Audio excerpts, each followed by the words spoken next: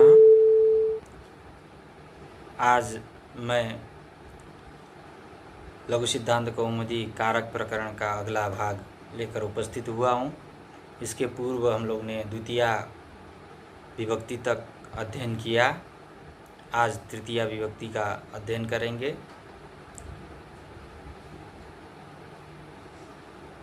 तो तृतीया विभक्ति कहाँ पर होती है? तो करण में तृतीया विभक्ति होती है। तो सबसे पहले करण संज्ञा करने वाला सूत्र देखेंगे।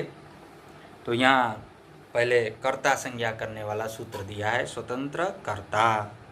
स्वतंत्र कर्ता, कर्ता किसको कहते हैं अर्थात कर्ता कौन है? तो उसको बता रहा है, क्रियायाम स्वातंत्रेण विवक्षितः अर्थ कर्ता स्यात्।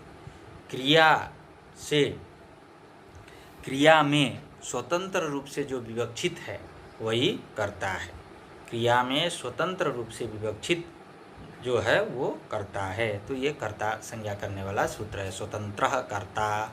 स्वतंत्र अर्थात ऐसे भी कहेंगे जो स्वतंत्र है वही कर्ता है।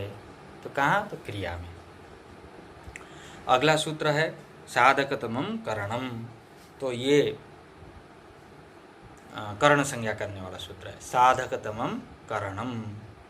तो क्रिया सिद्धौ प्रकृष्टोपकारकम करण संज्ञम स्यात्। क्रिया की सिद्धि में, कोई भी क्रिया हो उसकी सिद्धि में प्रकृष्टोपकारकम अत्यंत उपयोगी अथवा अत्यंत सहायक जो कारक है वो करण संज्ञक होगा, अर्थात उसकी करण संज्ञा होगी। क्रिया की सिद्धि में, कोई क्रिया सिद्धि किसी के पढ़ने में हो, किसी को मारने में हो, किसी को जाने में हो, जो भी क्रिया है उसकी सिद्धि में अत्यंत सहायक जो वस्तु बने वो करण संज्ञक होगा, अर्थात वो जो साधन है वही करण है।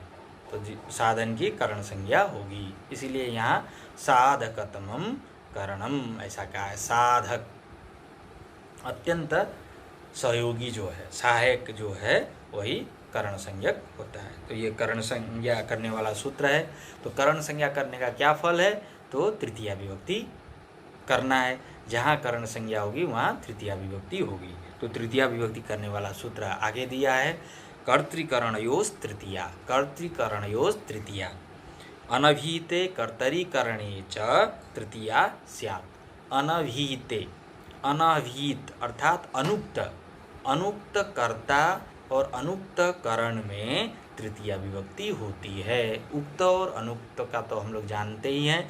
जिस जहाँ पर प्रत्यय हो तो वो उक्त हो जाएगा। यदि कर्ता में प्रत्यय हो तो कर्ता उक्त हो जाएगा, कर्म में प्रत्यय हो तो कर्म उक्त हो जाएगा, और अन्य जो है अनुक्त हो जाएंगे। यदि एक उक्त हो गया एक वाक्य में तो अन्य सब अनुक्त हो जाएंगे। तो यहाँ अनुक्त कर्ता और अनुक्त करण, अनुक्त कर्ता और अनुक्त करण में तृतीया विभक्ति होती है। ये सूत्र है कर्तृकरणयोस् तृतीया। तो करण संज्ञा करने वाला सूत्र हो गया साधकतमं करणम, और करण में तृतीया विभक्ति करने वाला सूत्र हो गया कर्तृकरणयोस् तृतीया। तो उदाहरण को हम देखते हैं। तो उदाहरण है, रामेण बाणेन हतः बाली। हतो बाली, हतः बाली। यहाँ उत्त होकर हतो ऐसा लिखा है, यहाँ हतः है। तो हन धातु से कर्म अर्थ में अक्त प्रत्यय हुआ है। तो कर्म अर्थ में अक्त प्रत्यय हो जाने पर हतः, ये यहाँ पर ये कर्म उक्त हो गया। तो कर्म क्या है? बाली है। तो बाली कर्म उक्त होने के कारण यहाँ पर ये प्रथमा विभक्ति प्रातिपदिकार्थ लिंग परिमाण वचन मात्रे प्रथमा, इस सूत्र से प्रथमा विभक्ति हो गई। तो प्रथमा विभक्ति होने पर यहाँ बाली बना। तो अब करण क्या है? तो यहाँ पर बाण है, बाण है। तो बाणेन, बाण एक साधन है क्रिया की सिद्धि में। क्रिया की सिद्धि में, क्रिया कौन सी? मारने वाली क्रिया।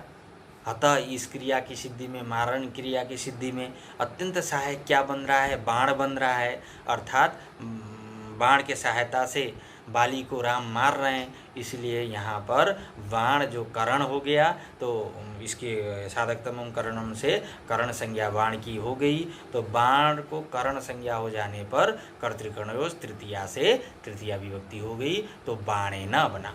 बाणेन बाली हता, लेकिन कर्ता कौन है? तो राम, यहाँ राम है। तो राम करता है, तो जब कर्म अर्थ में हमारा प्रत्यय हो गया, अक्त प्रत्यय, तो सब अनुक्त हो गए, करण भी अनुक्त हो गया और कर्ता भी अनुक्त हो गया।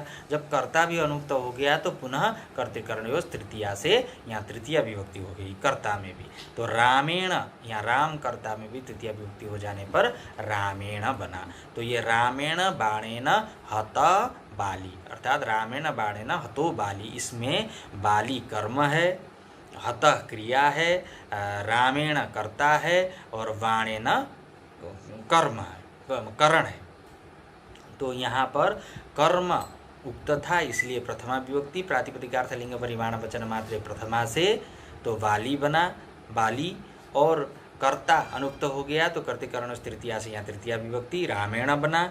और बाण, बाण जो है साधन है, तो साधन साधकतमम कर्ण से इसकी कर्ण संज्ञा हो गई, तो कर्तृकर्ण तृतीया से तृतीया विभक्ति हो गया। तो ये तृतीया विभक्ति था। लघु सिद्धांत कौमुदी में इतना ही उदाहरण दिया है, तो एक ही उदाहरण रामेण बाणेन हतो बाली, इसको अच्छी प्रकार से हम लोग ध्यान देंगे।